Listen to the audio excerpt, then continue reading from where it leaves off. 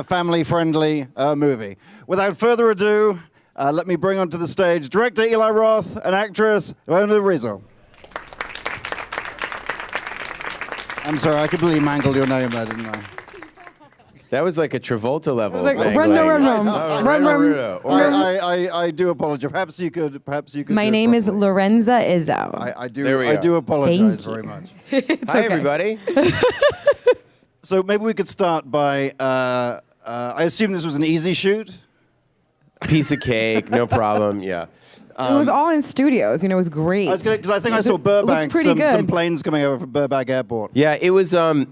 No, it was crazy. I'm a big fan of these Italian cannibal movies from the late 70s and early 80s, like Cannibal Holocaust, Cannibal Ferox, even the more obscure ones like Sergio Martino's Mountain of the Cannibal God. And I've been lucky enough to meet a lot of these directors that are still alive. And they really went into the jungle and risked their lives and made these crazy-ass movies and shot with indigenous tribes, like similar to what Werner Herzog did when he did Fitzcarraldo or Gary the Wrath of God. It's like these people went off into the jungles of Peru and Colombia and made these insane films, and I wanted to make a movie like that. I felt that movies in general have gotten so safe and kind of stale and don't take any risks. A lot of them are done in computers or done on a stage, and there is nothing wrong with that, but I miss that dangerous type of cinema where you watch it like the way you watch Apocalypse Now and you go, the people that made this movie were fucking insane. Like, who the hell would do that? How could you do that anymore? And then I thought you couldn't do that with the Amazon because the Amazon's disappearing, and I thought, oh my God, that's my entry point. And to make the movie, I said, if I'm going to make a movie that in the brain of my video store or now in the iTunes store sits next to Cannibal Holocaust, it has to be, you've got to go for it. You've got to just find people that are crazy enough to follow you into the jungle and go in with a machete and a camera and come out with a movie. And we went into the Amazon in Peru farther than anyone has taken a crew before. We went hours up the river on a boat until I found this village, which was straw huts and hammocks, and they're a farming village. And there was a girl washing clothes in the river, and we pulled up and said, "Can we shoot a movie here?" My God, there was no electricity running where they're completely cut off. They're just geographically cut off from society. They're not an actual indigenous tribe. But we asked them, I said, can we shoot a movie here? And my Peruvian producer said, we would have to explain to these people what a movie is. There's 300 people in the village. Most of them had never left the village before. So we had to conceptually show them what a movie was. And they said yes. And Lorenza, how was this? When this was suggested to you, were you like, oh yeah, this sounds like a great idea? Or did you have any qualms about going into the jungle? I mean, what I have in common with Eli, I think, is that we love adventures, and I love submerging myself in different cultures and understanding people from different places. So for me, it was like, yes, I want to do this. I want to do this adventure, go to the jungle and shoot a real movie. That was a really attractive aspect of the whole project, too, to do it kind of guerrilla style, but just really feel everything and get to act in a real location with real elements. However, all that excitement kind of melted down to a, whoa, where am I? What am I doing? What was I thinking? And what was the moment when you most regretted your decision, as it were? I think every day when I woke up, I would say, I don't know if I can curse, but I would say, what the am I doing here? And at night again, what the am I doing here? And during the day, it kind of went up and down and up and down. You have to imagine that the jungle is a beautiful place, but the conditions are relentless and they are awful. The heat is at least between 100 and 130 degrees daily. The insects are all over. There's spiders the size of my hand. There's azula ants that if they bite you is like a gunshot. The mud, the rain, being isolated from everything, the near-death experiences, the digestion issues. I could go on for hours here.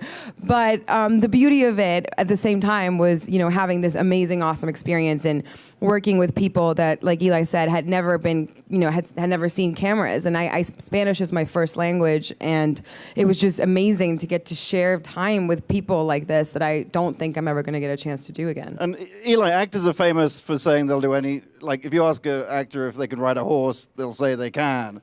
Whether or not, I was wondering how much vetting you did, or how much you warned actors before going on this adventure. My question was, can you have a diarrhea attack in the jungle and survive it?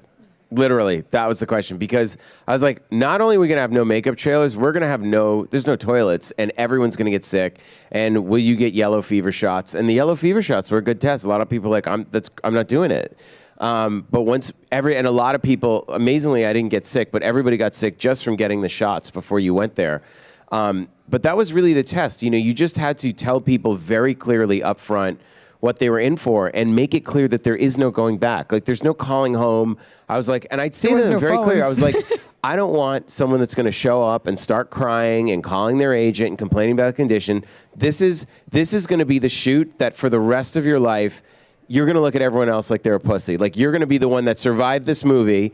And every time you hear all these other, bitchy actors complaining, you're going to go, you know what? I survived the Amazon. Because I survived that fire in Inglourious Bastards where I was nearly melted by 2,000-degree heat. And we were almost burned to death. And I had blisters on my face. And it was awful. And I was like, after I survived that, like, you showed, you can't be a pussy. So the truth is, you never know until you get there.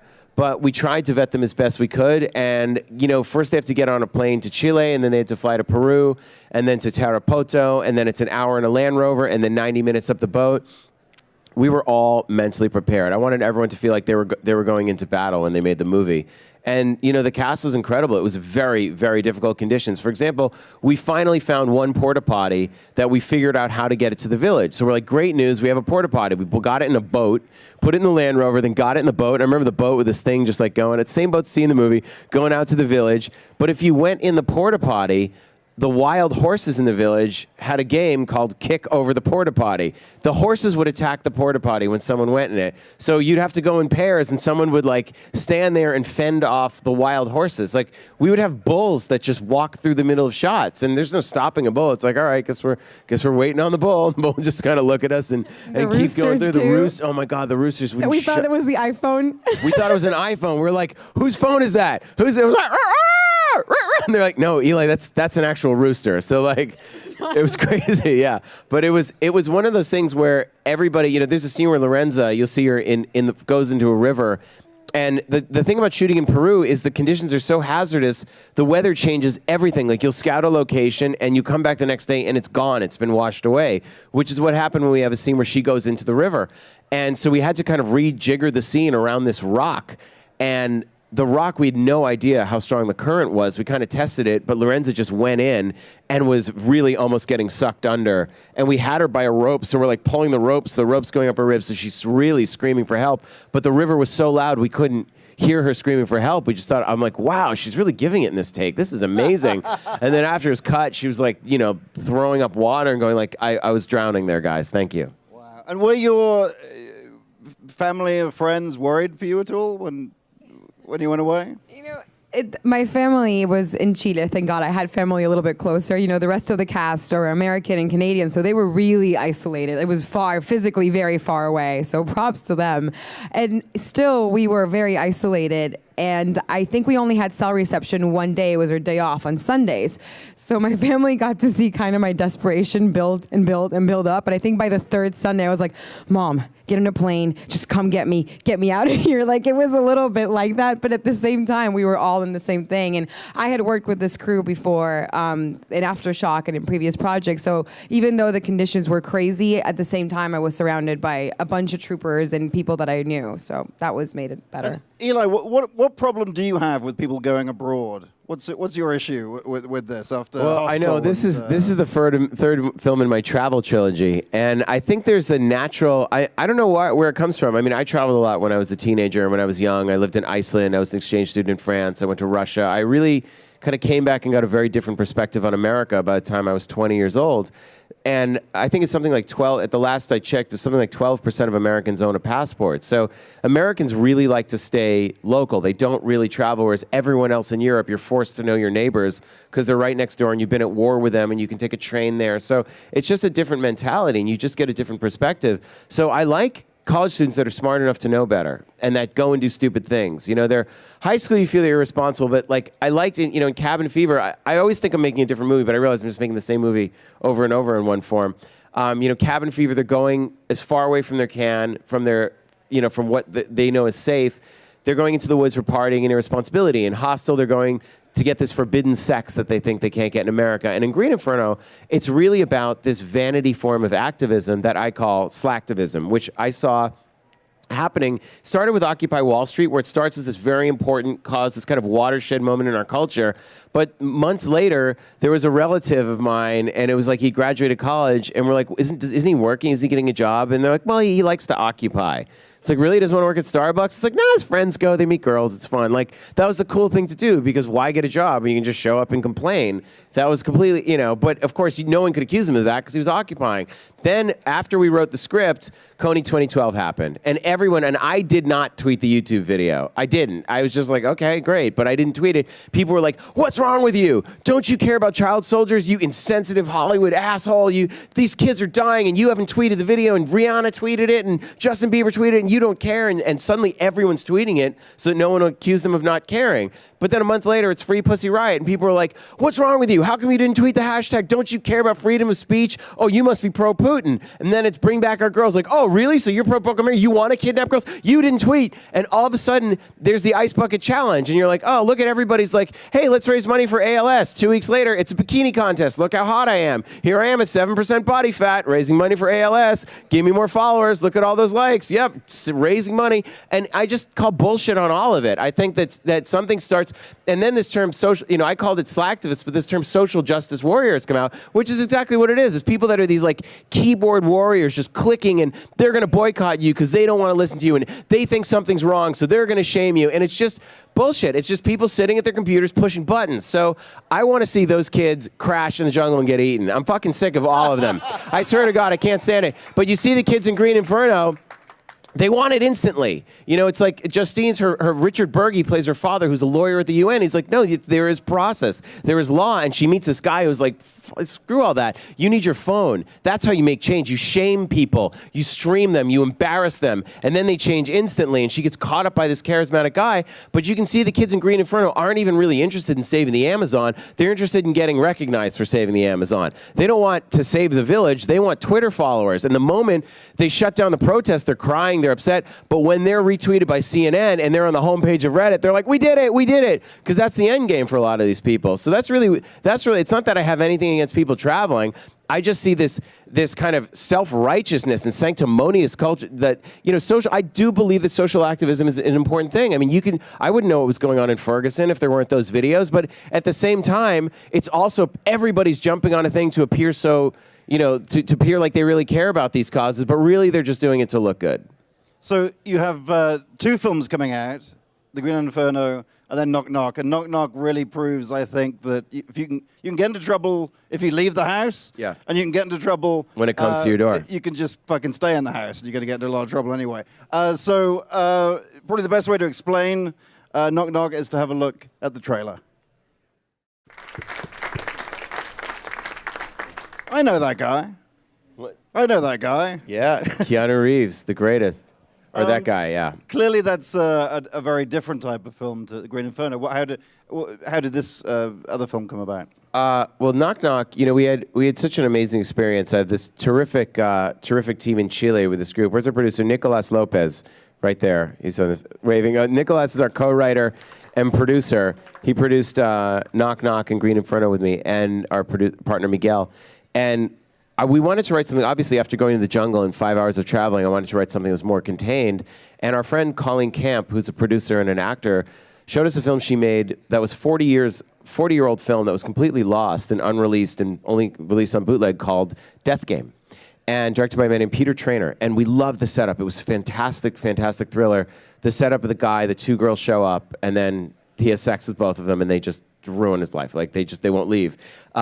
And so we wanted to do a film like that, but something like Fatal Attraction, that kind of, and also like an early Paul Verhoeven film, or Polanski's Death and the Maiden, something that was like, that really felt like that old psychosexual thriller. And for me, Green Inferno is my mic drop. I'm just like, after the bloody, I'm just like, all right, we're done. Like, I don't know where to go from there. It's so violent and so gory and so intense that I remember what Peter Jackson did after Brain Dead when he made Heavenly Creatures, and I said, that's what I want to do. I want to do a movie with either like 1 kill or 1 drop of blood, but it's something that's incredibly tense and stylish and really a performance piece. I think that one of the things that makes my films, the kills work, is that the actors are so good, but the death overshadows it. So I really wanted to write a vehicle for Lorenza that's a very different character, should write a starring role for her that's a very different character from Justine in Green Inferno.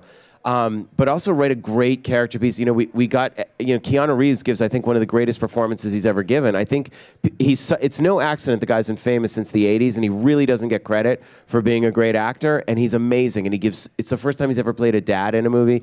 And there's a new star, Ana de Armas, who's a star in Spain, and this is her first English language role. So I wanted something that would be dark and sexy and edgy and dangerous, but without the blood, to show a different side of my writing and directing. And Lorenza, was this, in a sense, tougher than the Green Inferno? I mean, if you're being half drowned in a river, it's relatively easy to act being half drowned in a river, whereas here, obviously, I'm just wondering whether this was a trickier task in some ways. Although you did have toilets, I'm sure. But, I was very excited about the AC situation and the toilets. That was definitely a plus. But yeah, Green Inferno was not easy in any way, not physical or emotional. But you're right, there was a lot to react to, and the elements were all there to work with. Yeah, Knock Knock was quite a challenge. It was a complete different world. I was like, yay, 3 characters, a closed, one house, what a blessing.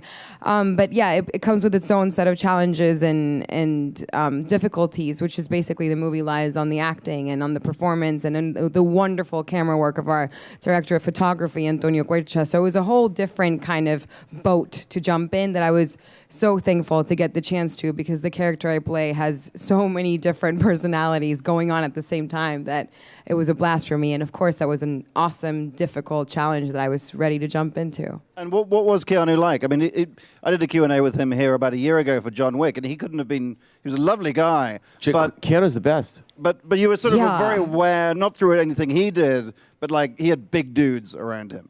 I mean, you were aware that this was a very famous individual. That was in the room. Keanu Skyped with me directly, and he didn't have any assistant and no entourage. He showed up by himself. He brought a friend just to hang out, and he couldn't have been cooler and easier. And he was just the nicest guy. Our producer, Cassian Elway's got him the script, and Cassian had done 2 movies with him. He's like, you're going to become best friends with Keanu. And that guy showed up, and he's been through it all, and he's done so much, and there's no ego. I mean, the guy just wants to give you everything. He let us cut his hair in the movie, and he came right off of John Wick, and he was like, Keanu's favorite thing in the world is John Wick, and talking about John Wick.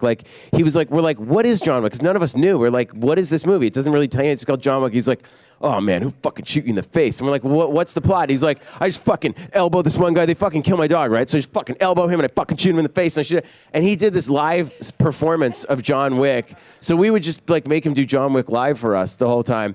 But he had a total sense of humor about Point Break and Bill and Ted's, and every time he was tired, he'd sit there and be like, "Oh, sad Keanu, are you sad?" He's like, "I wasn't sad. That was just tired." And the guy took that photo. He's a great. And there was a great day where it was on Reddit that he gave away $75 million to the stunt team on The Matrix, and we're like, "Dude, that's amazing." He's like, "What?" And we're like, it says on Reddit, you're the number one topic. It says you gave all your money to the stunt team on The Matrix. He's like, what are you talking about? We're like, yeah, you gave $75 million. He goes, what? You think I just what? First of all, $75 million. I love the stunt guys, but that's wrong. Call Reddit. Can't you email Reddit and change Reddit? We're like, nope, it's on the internet and it's good for our movie. We're not changing it. And he was totally disconnected. But that guy, it was the first time he'd ever played a dad, and he gave everything to it. And so I found these 2 kids in Chile, these fantastic kids that were Jewish. So they brought me macaroons. It was the first day of Passover. They loved it. So the mom was like, that's the Bear Jew. They were the kids were great. And they spoke Spanish and English, but they were all over. They were like, what's with your hair? My mom said you're famous. Why are you not strong? Can you fight me? Can you stop a bullet? And he's like, dude, these fucking kids, what do I do? I was like, you're their dad now. You figure it out. So the first day, I remember it's the scene where it's Father's Day, and Keanu's like, kids, it's Father's Day. And I was like, cut. He's like, what? I was like, I know you just played John Wick, but try it you don't want to shoot your fucking kids in the face. And he's like, fuck you. I'm like, remember the guy from the Nancy Myers movie? The Charm Watch Me? He's like, oh yeah. It's like, hey kids, he just was so, he has this moment where he loves kind of being that bad guy, but he's got this amazing smile and warmth and vulnerability. And the dude just gives everything. I think he should get an Oscar for this performance. I swear to God, I want people to watch this movie and think of him differently. I think we are seeing the Keanu Sons. I think we're going to see another 25, 30 years of amazing performances from him. And what was he like to act opposite? I mean, this is really like a play. This movie. I don't mean in any. No, it is. Yeah, I don't mean it's not the importance of being earnest, but it is like a closed-in space. It's essentially a three-hander. What was it like working with Keanu in that intimate situation? Neo. I'm talking about Neo. I am Chilean. I'm from Santiago, Chile, this strip of country in the South America. I grew up with his movies. When I heard he was in, I was like, I couldn't quite process it, and I didn't throughout the whole shoot. And we recently went to the Deauville Film Festival with him, and they did a tribute to him. And we're in this massive theater in France, and they're showing all these movies that he's done, and all of a sudden it dawned on me. I'm like, holy fuck. I'm in a movie with Keanu Reeves. And it's not just I'm in a movie with him, I'm opposite him the whole time. And honestly, he's a fascinating human being. He's the sweetest, most vulnerable, but committed actor I've ever met. I learned so much from him, and I also got to mess around with him a lot. Like in between takes, me and Ana de Armas would jump at him and tickle him and annoy the shit out of him. We would make him do selfies. He had no idea what selfies were. And then by the time Eli said action, he was already like so annoyed with us. It kind of worked well.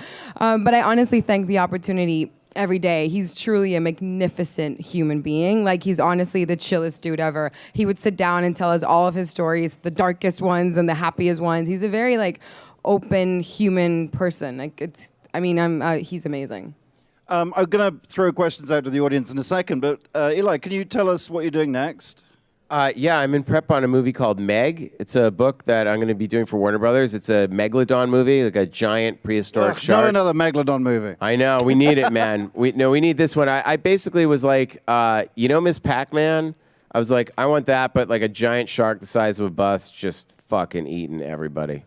So it's going to be, I'm really excited about it. I'm working with some amazing, like the top designers and VFX houses, and they're doing the conceptual. We just turned in the rewrite. Warner Bros. Is very happy and doing the conceptual artwork now, and it will be a monster production, but I've done 5 movies now. Everything's been in that, last 2 movies I did for $5 million a piece, so it'll be fun to do a movie at 20 times that budget. I can't wait. If they want to give me money to spend on a giant shark, I will happily do it.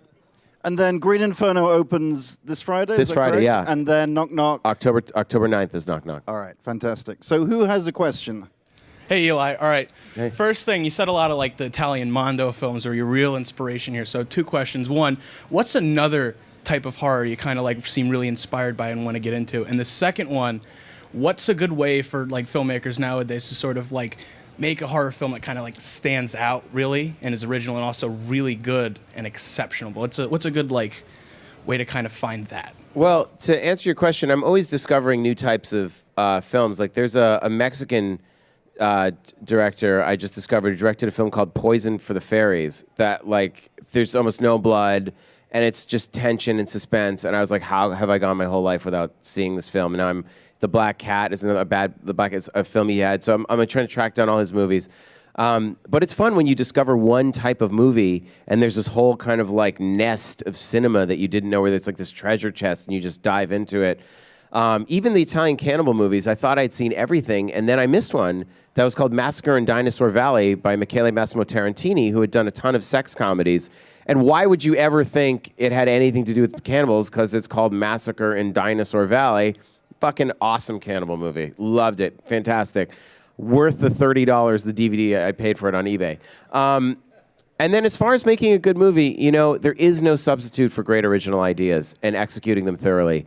David Robert Mitchell's film, It Follows, is such a good idea, and it's so well done, and you're watching it, and that opening scene, right from that opening scene, it doesn't over-explain it. You don't really know what's going on. It sort of lets you catch up to the movie. He shot it for under $1 million. He shot it in Detroit. He got new actors, and you're like, who is Maika Monroe? Everyone that's in it, they're fantastic. And that just, even the Babadook. You watch the Babadook, and that kid is amazing, and she's amazing.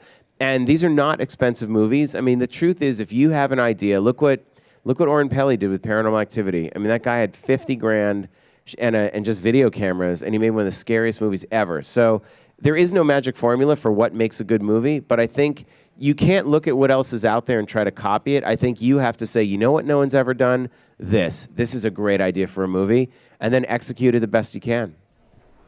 Hey, Eli. I got a question. If you're going to make a movie kind of in the vein of Cannibal Holocaust or or make them die slowly. How does the censorship and like bringing that back to the MPAA?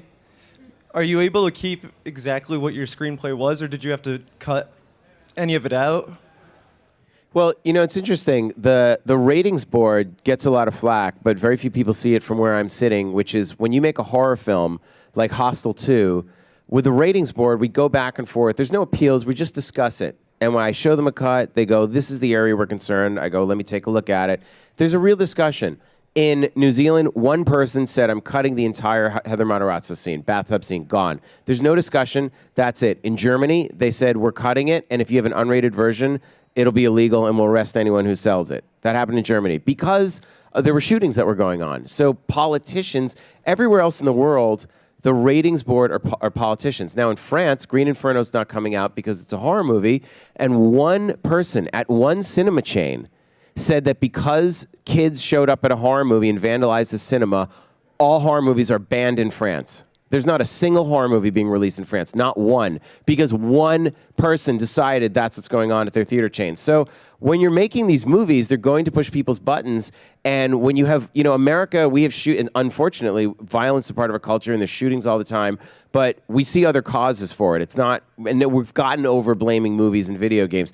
Europe and the rest of the world, there's still relatively new phenomenons having these shootings. So the politicians grandstand, and the first thing they do is they go after violent movies and video games. They just cut them.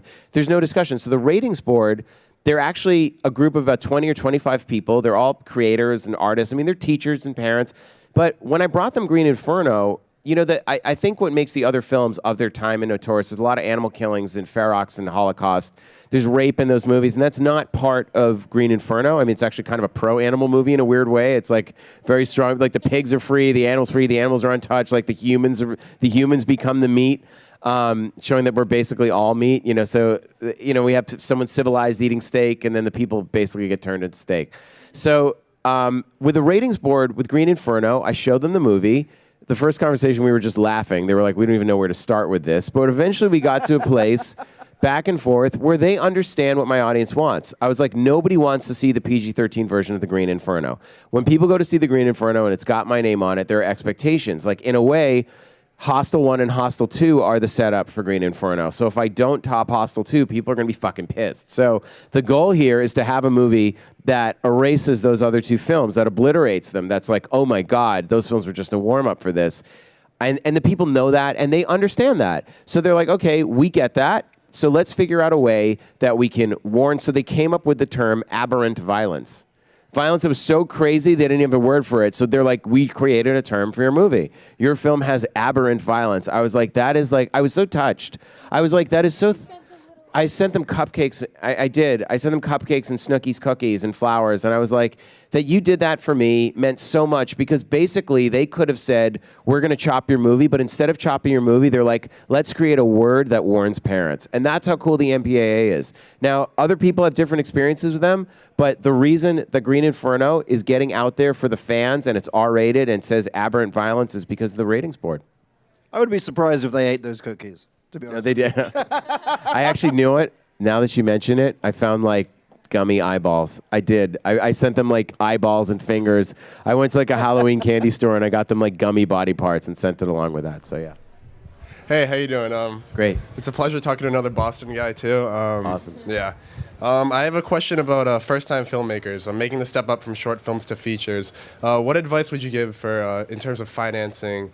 And I'm trying to just take that step further, just push it even more. I think if you want to try a feature, what Nicolas Lopez did back there, he made a movie called Que Pena Tu Vida, which translates into Fuck My Life. And he shot it. The first movie that was ever shot on a Canon 7D was Nicolas's movie. And he blew it up to 35. Nico's the master of it. He makes what he calls walking distance movies, where he finds locations that are walking distance. He gets a 7D, he gets his friends, and he writes the movie around the locations. And he writes like a Woody Allen kind of movie where everyone gets paid $100 and that's it. And they do it because he writes great characters. And he shoots these features and they do exceptionally well in Latin America. They're getting remade, and obviously he's writing stuff in English with me and doing English language stuff soon.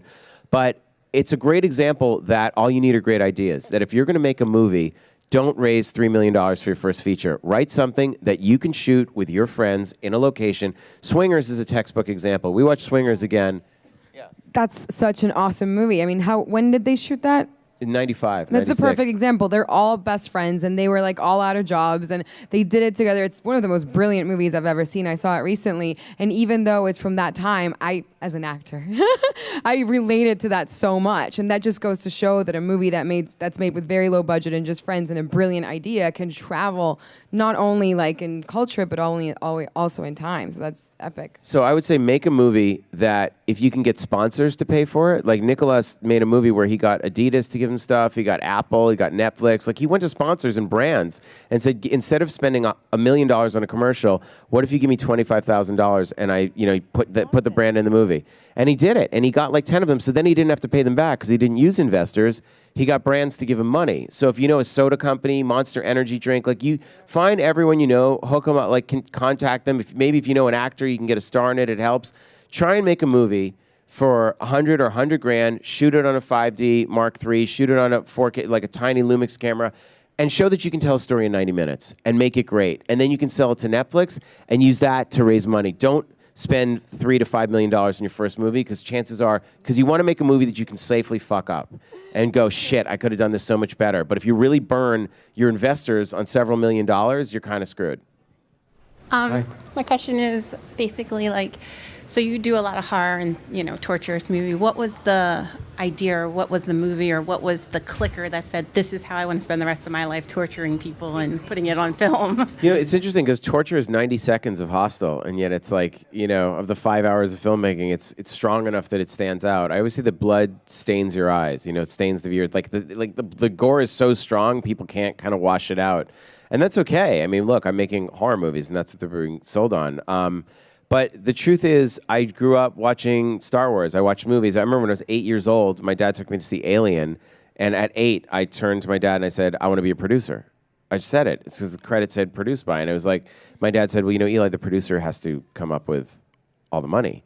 And it said directed by Ridley Scott. And I was like, well, what does the director do? My dad said, the director gets to spend the money and tell everybody what to do. And I was like, oh, I want to be a director. And then I started watching at like 10 Stanley Kubrick's movies, and it said produced and directed by. So I remember like at my bar mitzvah, the rabbi's like, you have to go and say for the congregation what you're going to do with your life, because obviously every kid at 12 knows that. But I did. And I was like, I wanted to say, Eli's going to be a motion picture producer director. And I remember the rabbi looking at me going, but are you going to be a producer or a director? I said, I'm going to be both. He goes, why would you be both? And I said, because that's the only way to retain control of your cut. And the rabbi had no idea what the fuck I was talking about. But I was that certain at that age. My bar mitzvah cake was a director's slate covered in blood splatters. I was cut in half with a chainsaw.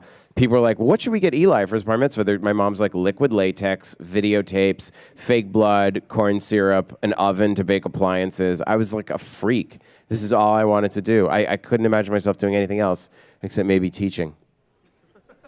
When you make a movie, how do you know that this will work with the audience? Do you do any studies before, or how do you know what the audience wants?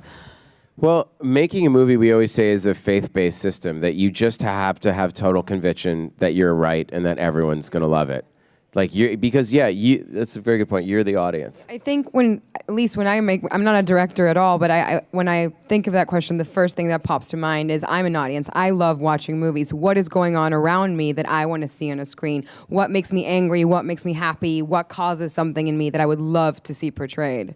And everything I've done, like Hostel, people said there is no audience for this movie. It will never make more than $10 million in total because it's just too violent. Nobody wants to see a movie about torture. And I was like, no, but people want to be thrilled. People want to be scared. People want to be taken on a roller coaster. And opening weekend, it did great. I mean, you'll never know. There's no accounting for public taste. You just have to believe that so strongly in your vision. And when you're editing, you surround yourself with really good people. Like we have Lorenza, I have Nicolas, our producer Miguel. You surround yourself with people that trust, that go, no, this could be better, this could be better, or that's a little boring, or that's a little confusing. You have your team around you. You're making a movie. It's not like painting where it's just you and you're painting. My mother's an artist, and she's in her studio, and she's painting every day. Your filmmaking is a team, and you got to surround yourself with people you trust, because you get so close to it, you lose objectivity. But the truth is, I have no fucking idea if people want to go see a cannibal movie. I don't know. But my feeling is people are bored with horror. People want something other than, characters in a haunted house. People don't want something PG-13. People want to come out of a movie that looks like Apocalypse Now.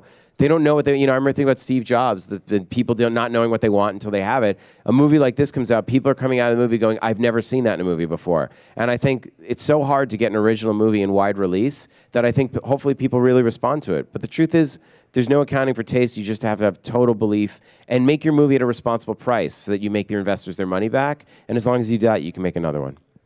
Hey, so my question is actually for Lorenzo. I know. Nah. So basically my question is, I don't know if you ever studied any types of technique, I'm sure you have, but my question is, how did you really find the mindset for both of these characters? I mean, they're both very out there. It's something that's not very close to self or something you can easily make truthful, but just by the trailers, you can see that you really dug deep and got into it. So my question is just, how did you get there? Thank you, and good question. It's tricky. I wish I had one method for the way I do things. I think it helps I'm a little crazy in real life. No, just kidding. Well, a little. But I did study acting for a little bit. I went to Lee Strasberg when I was 18, and I learned the method of Stanislavski and Lee Strasberg's teaching. And it was a great experience, but I learned I suffered too much because you use a lot of your old experiences to portray new feelings. And that just didn't work for me at a certain point. What helps a lot is sort of loving your character, falling in love with that person and understanding how you would react to whatever she or he, whoever you're portraying, is going through. Prepping in your mind, it doesn't even, every actor has a different method, so whatever I do might not work for the next person. All I know is I have a deep, deep, deep passion for every character I make, and I love them to death, and I respect them to death, and I don't approach them or judge them in any matter. I just engross myself in their world and where they come from, what they do, and I just go with it. And I've been lucky to work with directors that have worked with me, that have, received my ideas and sort of my convictions of who I think this person is. And that comes a lot from where you grew up. You grab from whatever you have and just bring it to the table and hope people like it. But at the end, it's only real if you make it fucking real. That's the only really way. Well, Lorenza, Eli, thank you so much for coming out. Thank and you, giving us everybody. Thank you, a Clark. taste of these films. Before we go, I should just say that I've seen both of these films, and they are both unforgettable for entirely different reasons. Once again, Lorenza and Eli. Thank you.